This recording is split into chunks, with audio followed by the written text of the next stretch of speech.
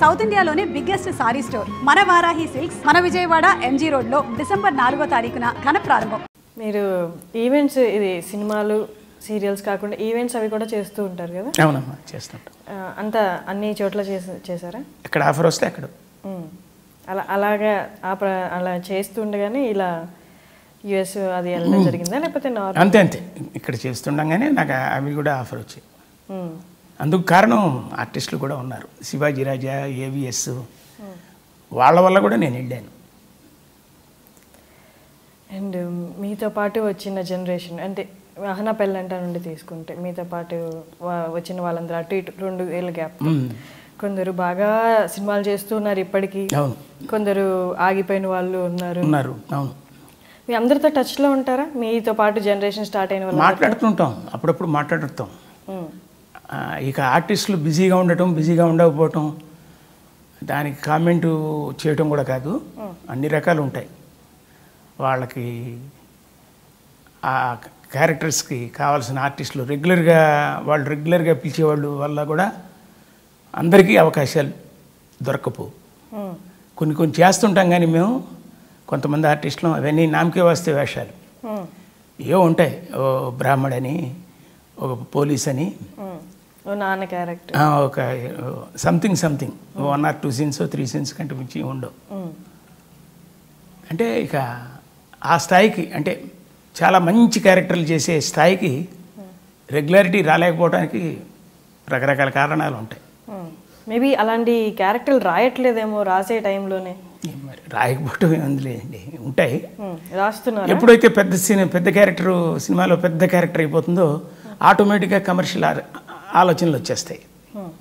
10 సీన్లు 15 సీన్లు 20 సీన్లు వేషం అంటే కమర్షియల్గా ఎవరున్నారా అని చెప్పి వాళ్ళలో ఒకరిని పెట్టేస్తారు. వాళ్ళ బిజినెస్ గురించి వాళ్ళని తప్పు పట్టడానికి ఎవరిది లేదండి. కమర్షియల్ థాట్ ఉంటుంది కాబట్టి సినిమా అంటేనే కమర్షియల్. సంబంధించిన ఆర్టిస్టులనే పెడతారు, మేల్ ఆర్ ఫీమేల్. కమర్షియాలిటీ అనేది ఇలా చెప్పచ్చు. మీరు సినిమాలు చేస్తుంటారు, వాళ్ళు సినిమాలు చేస్తుంటారు, అందరు ఈక్వల్గా ఒక్కొక్క స్థాయి ఒక్కొక్క టైంలో ఎవరికి రావాల్సిన గుర్తింపు వాళ్ళకి వచ్చి ఉంటుంది. కానీ రిపీటెడ్గా ఒకళ్ళకే ఇవ్వడం అనేది ఏ బేసిస్ మీద? మేబీ అన్నీ ఈక్వల్గా ఉండొచ్చు, మీకు వాళ్ళకి అన్నీ ఉండొచ్చు అండి. మేబీ మీరు టచ్లో కాలాన్ని బట్టి కూడా అంతే. టచ్లో ఉండకపోవటం కొంత కారణం, కాలాన్ని బట్టి ఆర్టిస్ట్ నేమ్ వెళ్తుంటుంది. ఆ కాలాన్ని బట్టి వెళుతున్నప్పుడు వాళ్ళనే పెడదామనే ఒక ఆలోచన వస్తుంటుంది. అది వాళ్ళ తప్పు కాదు, అసలు యాక్ట్ చేయకపోవడం వల్ల ఇండస్ట్రీకి దూరంగా ఉంటున్నారు అనే పేరు వచ్చిన వీళ్ళ తప్పు కాదు. ఆ పేరు ఎవరైతే పేరులో ఉంటారో వాళ్ళనే ఆర్టిస్ట్ని రెగ్యులారిటీకి ఇంకా అసలు లాక్కెళ్తుంటుంది. మీ అమృతం సీరియల్ ఉంది కదా, అమృతం సీరియల్ అప్పుడు మీకు కొన్ని మూవీ ఛాన్సులు మిస్ అవ్వాల్సి వచ్చింది అన్నారు, టైం క్లాష్ అవడం. అది ఏమైనా కారణం అంటారా? మీ కొంచెం సినిమా మీ జర్నీ స్లో అవడం వల్ల ఉండొచ్చు కూడా, కారణం అయ్యి ఉండొచ్చు కూడా. మీరు ఎప్పుడు అనుకోలేదా దానివల్ల అయి ఉంటుందేమో? నేను ఓపెన్గానే అనుకుంటాగా. వాళ్ళు అడిగినప్పుడు నేను అమృతం డేట్లో ఉన్నానని, కుదరదని అట్లా చెప్పుకుంటూ వచ్చాను. అది కూడా ఎఫెక్టేగా అనుకుంటా. అన్నీ తెలిసిన నిజాలేనండి, దానిలో ఏమీ ఇంకో రకంగా అనుకోవాల్సింది లేదు. మీరు చేయాలి అనుకున్న పాత్రలు, చేసిన పాత్రలు, సాటిస్ఫాక్షన్ ఉన్న పాత్రలు ఏమైనా ఉన్నాయి? ఇది ఎలా ఉంటుందంటే చేసుకునేవాడికి చేసుకున్నంత, వచ్చిన వేషం సంతృప్తి చెందదు మనసుకి. ఇంకోటి చేయాలి అనిపిస్తుంది. ఆర్టిస్ట్కి ఆ సంతృప్తి అసలు ఉండదు, ఎవరికి ఉండదు. ఇంకా చేయాలి. ఈ క్యారెక్టర్ నేను ఉంటే బాగా పండించగలను, కష్టపడతాను, చేస్తాను అని అలా అనుకుంటాం. రాదు, ఆ క్యారెక్టర్లు మనకు రావు. అలా అనుకొని మనం చేయగలిగింది ఏం లేదు. మనం వచ్చిన అవకాశాన్ని వినియోగించుకోవడమే, ఇంకా అంతకంటే ఇంకేం లేదు. అమృతంలో మీరు కొన్ని ఎపిసోడ్లు రాసి డైరెక్ట్ కూడా చేశారు, లేదు? వాళ్ళు చేశారు.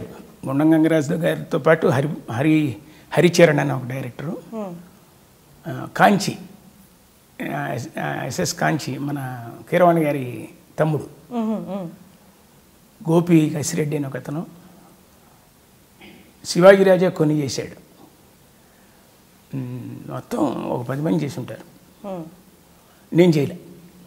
నేనేంటంటే సీన్లో ఇది పండుతుందంటే ఈ మాట అంటే బాగుంటుందేమో అని అలాంటివి చెప్తుండేవాడిని. అది నచ్చే వాళ్ళకి, అది పెట్టేసేవాళ్ళం. ఇలా చాలా సందర్భాలు. మిగతా ఆర్టిస్టుల్లో కూడా స్పాంటేనిటీ, సందర్భానుసారంగా మాట్లాడడం అన్నీ ఉండేవి. అది కుదిరింది చక్కగా, మంచి సెట్ అయిన సీరియల్. అంతా అమాయకత్వం అందులో కూడా చూసుకుంటాం. అమాయకత్వం, వెరితనం, పిచ్చితనం, తొందరపాటుతనం, సలహా ఇచ్చి మనిషిని నష్టపరచడం, అది కూడా కాన్ఫిడెంట్గా అవి తెలిసి కూడా అరే నీతో నేను ఎన్నో దెబ్బలు తిని కూడా మళ్ళీ నిన్నే అడుగుతున్నాను రా, నా కర్మ కాకపోతే చెప్పు అంటాడు. చెప్తే ఇలా అంటా అనమాట, అలా కొని ఇలా చేస్తే అలా చేస్తే మనకి ఎంత వస్తుంది, ఇంతవరకు మనం ఇంత సంపాదించింది ఎప్పుడూ లేదు, దిగుదాం అని మళ్ళీ ఆయనకి మళ్ళీ ఆశ, మేము వస్తాయేమో చూద్దామని మొత్తం నష్టపోవడం మామూలే. మీరు అప్పుడు ఇండస్ట్రీకి వచ్చిన తర్వాత మూవీస్ చేస్తున్నప్పుడు ఏదైనా పర్టికులర్ పర్సన్ ఇన్స్పిరేషన్ తీసుకొని వీళ్ళని నేను కలవాలి అని వెళ్ళి కలిసిన సిచ్యువేషన్స్ ఏమైనా ఉన్నాయా? అంటే షూటింగ్స్ దగ్గర వాళ్ళ షూటింగ్స్ కూడా ఉంటుంటాయి కదా, అప్పుడప్పుడే పాత తరం సినిమాలు చేయడం తగ్గడం, పెద్దవాళ్ళు అయిపోవటం, ఇవన్నీ జరిగాయి. మేము ఎంటర్ అయిన టైంకి సూర్యకాంతం గారు అక్కడక్కడ ఒక సినిమా చేస్తూ ఉంది, కైకాల సత్యనారాయణ గారు రెగ్యులర్గా చేస్తున్నారు, చంద్రమోహన్ గారు రెగ్యులర్గా చేస్తున్నారు. ఇక పాత ఆర్టిస్టులు ఏ ఫంక్షన్లోనూ ఎక్కడోనో కలుస్తుంటారు. లైక్ శారద గారు, అంజలీదేవి గారు పెళ్ళిళ్ళల్లో, మోహన్ బాబు గారు అబ్బాయి పెళ్ళి అయితే అక్కడికి రావటం, అలా చూసాం వాళ్ళందరినీ. సో సుశీలమ్మ గారు పాట కచేరీలు చేయడం, దుబాయ్కి రావడం, ఆవిడని అక్కడ కలవడం, ఇస్రారు వీళ్ళందరూ పెద్దవాళ్ళు, చాలా పెద్దవాళ్ళు, వాళ్ళ పాట కచేరీ వినడం, కొన్ని కొన్ని అదృష్టాలు మాకు కొద్ది కలిగాయి మ్యాక్సిమం. అలాగే రాజబాబు గారిని, పద్మనాభం గారిని షూటింగ్లో అందరూ పెద్దవాళ్ళందరూ, గుమ్మడి గారితో సహా పెద్దవాళ్ళతో అందరూ అని చెప్పడం, కొన్ని వేషాలు కొన్ని సీన్స్ వాళ్ళు చేస్తుంటే మేము పక్కన ఉండడం మా అదృష్టం, ఆ షూటింగ్లు చూడడం. మీరు అన్నారు కదా మీరు స్టేజ్ షోస్ చేసేవాళ్ళు మూవీస్లోకి రాకముందు, అంటే పౌరాణిక నాటకాలు అండి అవి? నాటకాలు వేసేవాళ్ళం, నాటికలు వేసేవాళ్ళం. At the same time skits అని అంటున్నారు ఇప్పుడు మీరు చూస్తున్న జబర్దస్త్, అవన్నీ మేము 40-35 ఏళ్ళ నుంచి చేస్తున్నాం.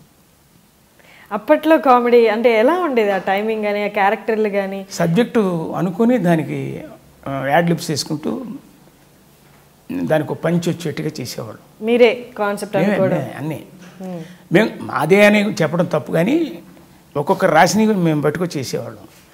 ఈ స్వాతి బుక్స్లో, ఆంధ్రపత్రిక, ఇవన్నీ వీటిల్లో పడేవి కొన్ని.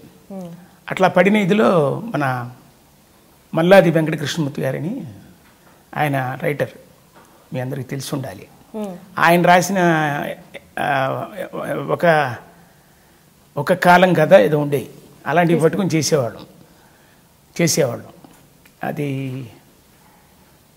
అది ఒక స్కిట్గా చేస్తే అది ఇప్పటికీ ఒక 200-300 సార్లు వేసాం. అది అంటే అంత పాపులారిటీ వచ్చింది ఆ స్కిట్ల మీద.